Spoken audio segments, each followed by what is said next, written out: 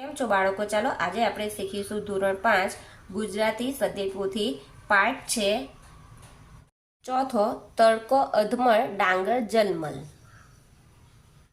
પ્રશ્ન 5. આ વાક્ય કોને કેવી રીતે ઠપકો, સાહસ, ડર, સલાહ ક્યાં કહ્યા તે લખો. કોને અને કેવી રીતે. પહેલું, કોઈ આ તડકાને કાઢો. કોણ બોલે છે? વસંતરાય. કોને કહે છે? તરલિકાને. કેવી રીતે? ડરથી. સાપ સાફને તો કોણ ગણે છે? કોણ બોલે છે? તરલિકા. કોને કહે છે? ઓછવલાલને. કેવી રીતે? સાહસથી.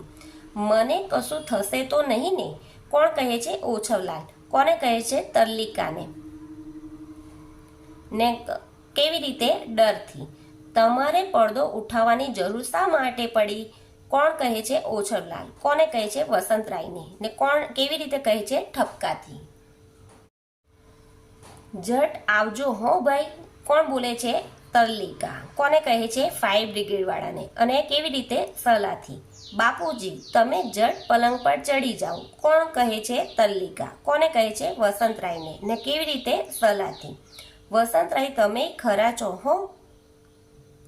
કોણ કહે છે? ઓછવલાલ. કોને કહે છે? વસંતરાયને. કેવી રીતે? ઠપકાથી. પ્રશ્ન 6. નીચેના વાક્ય કોણ બોલે છે તે લખો. અરે બેટા જો ને આ અધમળ તડકો. વસંતરાય. પગ અદ્ધર લઈ લો બાપુજી. તરલિકા. નાક દાદા દેખા દીધી છે. ઓછવલાલ. તે આ બારીનો પડદો કાઢ્યો. ઓછવલાલ. હજી 5 ફૂટ આગો છે તમારાથી. તરલિકા. પણ હજી બંબાવાળો કેમ ન આવ્યો? વસંતરાય. આગ લાગી છે બીજા નંબરનો બંબાવાળો. કૌંસમાંથી યોગ્ય શબ્દ પસંદ કરીને ખાલી જગ્યા પૂરો. વસંતરાયના પડદો ઉતારવાની સાથે અધમળ તડકો ઓરડામાં આવી પડ્યો. વસંતરાયની બૂમો સાંભળીને તરલિકા દોડતી આવી. તરલિકા કૂદકો મારી ખુરશી પર ચડી ગઈ. ઓછવલાલના કાન કૂતરા જેવા સરવા હતા. ઓછવલાલ સાણસો લઈને આવ્યા. તરલિકાએ કમતા હાથે ફાયર બ્રિગેડને ફોન કર્યો. વસંતરાય નર્સરી એપાર્ટમેન્ટમાં રહેતા હતા. બંબાવાળા 3 જુવાનો હતા. તડકાથી ડરીને લાઈ બંબાવાળા સાયરન વગાડતા નાસી ગયા. પ્રશ્ન 8. આ વાર્તા મુજબ કયો અર્થ વધારે બંધ બેસતો લાગે છે? વાર્તામાંનું વાક્ય વાંચીને ખરું કરો. પહેલું, દેખા દેવી એટલે શું કરવું? દેખાવવું. ખમાવવું નહીં એટલે શું? સહન ન થવું. ગભરા થઈ જવું એટલે કેવા થઈ જવું? ગભરાઈ જવું. અણસાર આપવો એટલે શું કરવું? ઈશારો કરવો. ચીંધવું એટલે શું કરવું? આંગળીથી બતાવવું. પા ભાગ એટલે અડધાનું અડધું. અધમળ એટલે કેટલું? 10 કિલોગ્રામ જેટલું. દાઝવું એટલે શું? બળી જવું. 9. વાક્યો વાંચો. લીટી દોરેલા શબ્દોનો અર્થ કૌંસમાંથી શોધો અને તેના પર લીટી દોરો. ડોલીના ઘરે રમ્યા પછી ફિયોનાના માથામાં અધમળ ધૂળ ભરાઈ હતી. એટલે કેટલી? 10 કિલો. એકના એક પૌત્રને દાદી ખૂબ લાડકોળથી ઉછેરતા હતા. આડોશ પાડોશની કોઈ વ્યક્તિ તેને કશું કહી જાય તો દાદીથી ખમાતું નહોતું, એટલે સહન થતું નહીં. બાથરૂમમાંથી નીકળતી વખતે મમ્મીના ખભા પર ગરોળી પડી. તેણે હાથની ઝપાટ મારી ગરોળીને દૂર ફંગોળી દીધી, એટલે ઝડપથી ફેંકી દીધી. મારે આજે 4 પાનાનું લેસન હતું. એમાંથી 3 પાના તો મારે લખાઈ ગયા છે. પોણા ભાગનું લેસન તો પતી ગયું કહેવાય.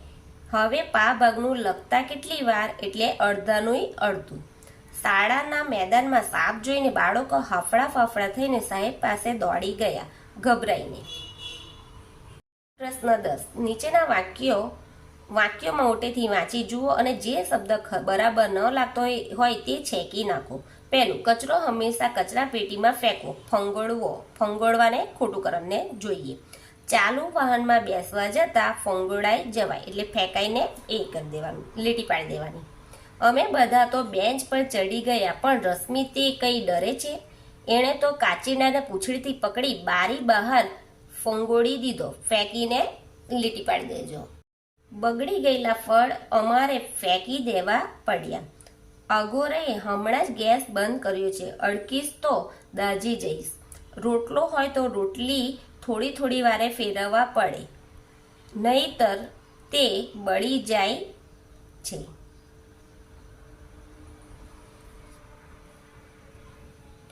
શાળામાંથી મારા ચંપલ ભૂલમાં બીજું કોઈ પહેરી ગયું તે દિવસે હું દાંતતો ઘરે આવ્યો।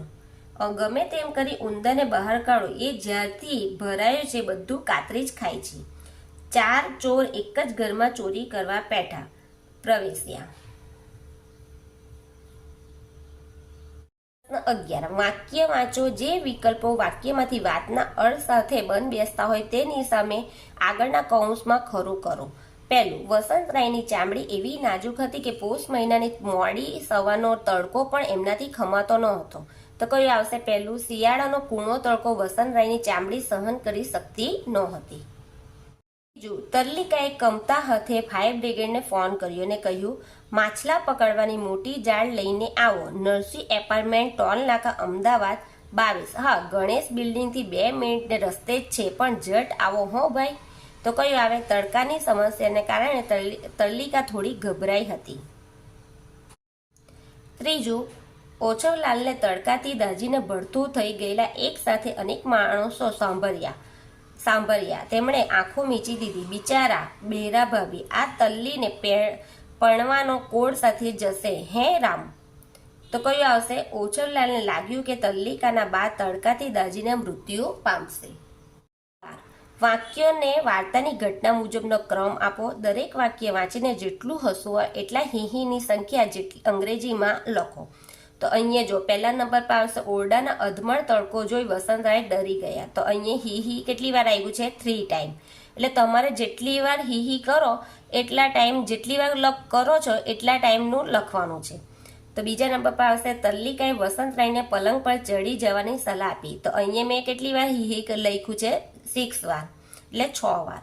પછી ત્રીજા નંબર પર આવશે, ઓછરલાલને લાગ્યું કે આટલો બધો તડકો પકડવા તો ફાયર બ્રિગેડ બોલાવી જ પડે। તો એક જ વાર મેં લખ્યું છે હી।